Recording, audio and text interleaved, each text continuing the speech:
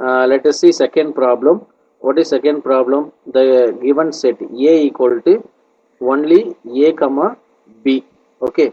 Here you see the given finite set contain only two elements. Therefore, the power set contain how many elements? 2 power 2, 4 elements. What are the 4 elements? One is empty set. Okay. Always we start from empty set. Empty set is subset of A only. Okay. So you get second one.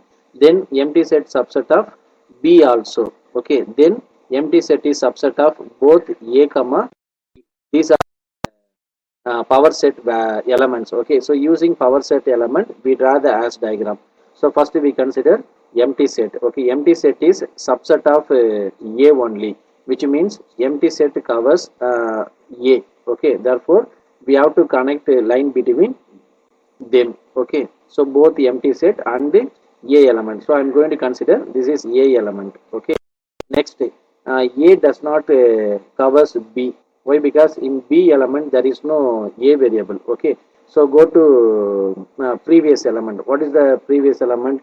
If Y does not covers X, then X and Y are not connected directly by a single line. However, they are connected by what? Through one or more number of elements. Okay, so that I am going to consider here second one is B. Okay, so empty set is subset of B also.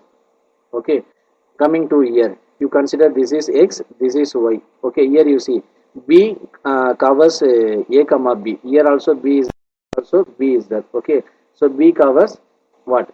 A comma B. So you consider this is A comma B.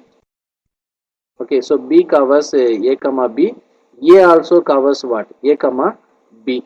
Okay, empty set also covers A comma B, which means empty set is subset of A comma B. If we connect empty set to A comma B, you get what? Transitive property. This is nothing but as diagram for the given problem.